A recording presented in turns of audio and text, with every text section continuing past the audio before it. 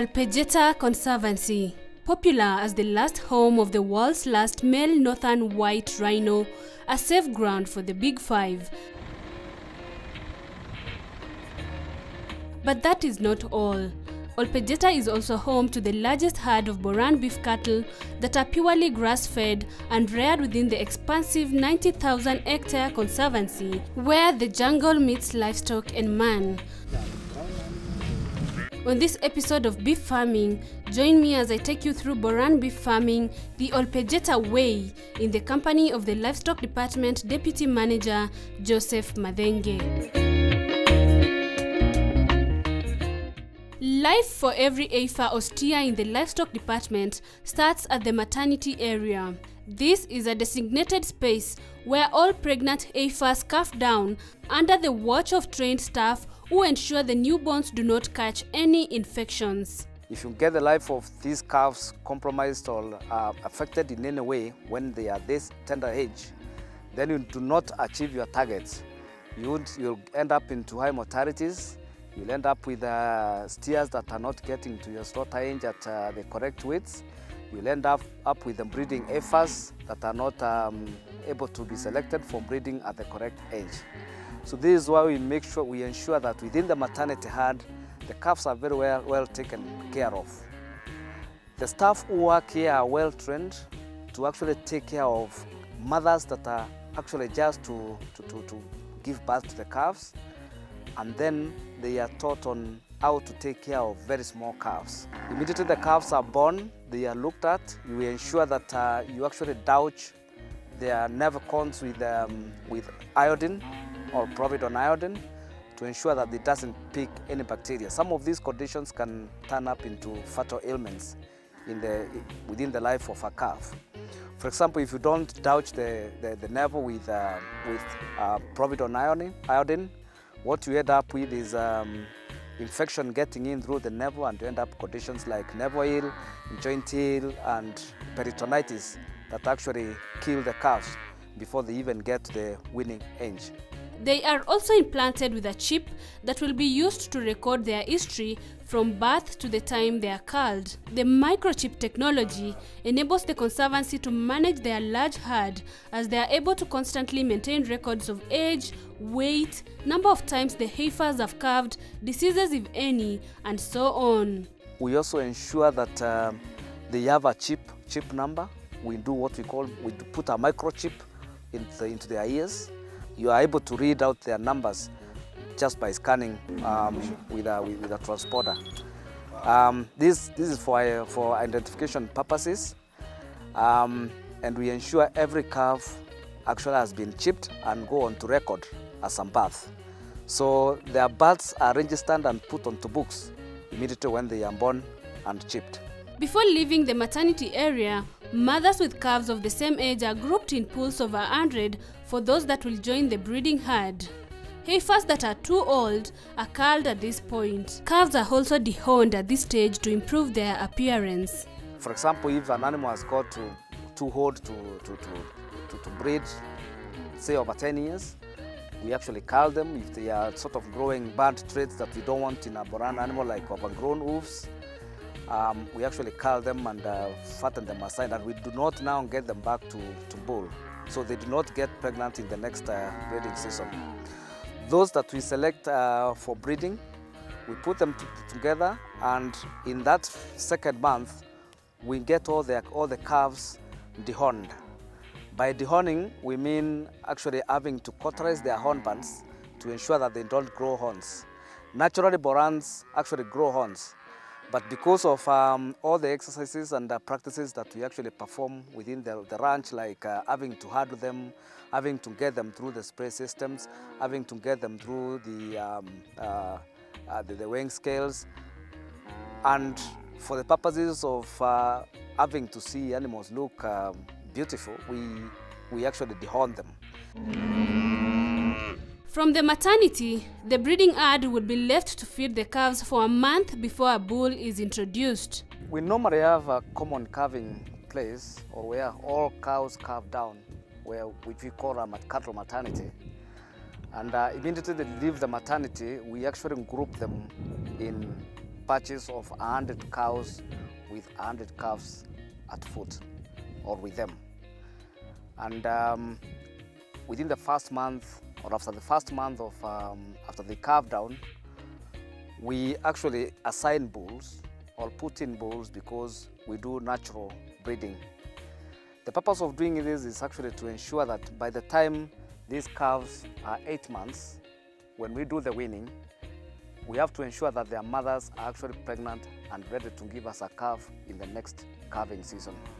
Every herd of 100 heifers will have between 3 to 4 bulls at a time. And the bulls will keep serving cows as they come onto heat. The Conservancy prefers natural breeding instead of artificial insemination, as borans perform better through natural breeding. It is also practical considering the size of their herd. You know, the purpose here is to actually give us that one healthy calf every year. And that's the sole reason as to why you keep a breeding animal. I know many people will do AI within other setups like the dairy units, but this is generally because these are confined sort of setups. We are in a very extensive sort of ranching business, and you can actually imagine trying to catch up with one animal here and one animal there, trying to inseminate them. That would be a bit tedious. At 5 months, the heifers are subjected to a pregnancy diagnosis procedure. If not in calf, they are culled. So these calves behind us were actually born in March. They are now clocking their 5th month, and they only have 3 months before we separate them with their mothers. They run as a group, and at 8 months, we'll separate them with their mothers, as I actually did demonstrate a hand that we already separated with the calves. At that time, as I've just mentioned, we ensure that we need to ensure that the cows are pregnant again, so that they actually proceed giving us a calf every year. So when we separate them with the calves with the mothers, we actually subject their mothers into what we call pregnancy diagnosis to ensure that within the time that they've been with the bull, they are actually pregnant. If they are not, then we actually cull them from the breeding system. An animal that you need to keep within the breeding hand is a cow, or rather a female cow that actually will give you a calf, say every year. That's how we ensure that we actually clock our expected calving rates. There are about 2,000 breeding heifers in the Conservancy, each of which is expected to produce a calf every year. On average, about 100 calves are born every month. There are about 50 different herds, which consist of breeding heifers and followers. Followers refers to the castrated males, also known as steers, which will be reared for beef, and the heifers will be the breeding cows. Generally, we have about 100 herders, so by that you can actually imagine that we have about 50 different herds of cattle, most of which are actually breeding cows, and others are followers. By followers here, I mean when you wean these cows, you separate them into heifers and castrated males or steers that you're actually trying to grow to either be your replacements for the breeding cows or the castrated males or steers that you pass through slaughter. After serving the heifers for a while, the bulls are rested. The resting herd is left to graze so as to regain their weight before they are brought back to the herd of heifers again. A resting herd is bulls that are actually not with the cows at that very time. Simply because at some moment when these bulls continue actually serving the cows, at some point you realize that they are losing their condition and they actually get tired and no longer perform well. So at that point you actually remove them from the herd and then put them into that resting herd.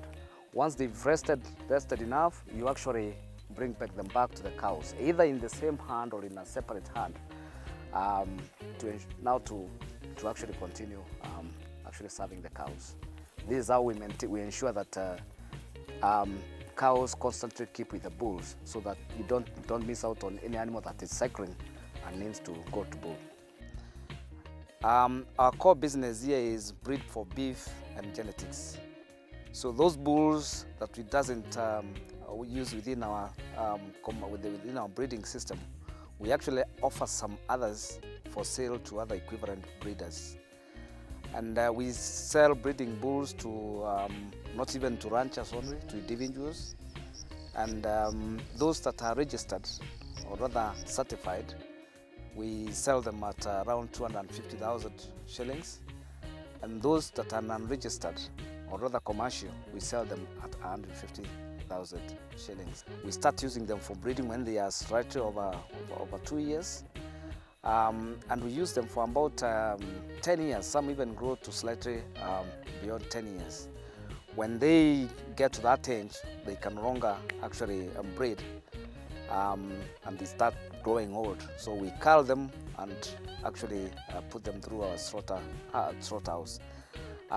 Their beef quality will not be as good as of 3-year-old steers, but we still have a market outlet for that type of beef, which is standard or FAQ. FAQ, which is the fair average quality type. The core business of the Olpejeta Livestock Department is to breed for beef steers and genetics.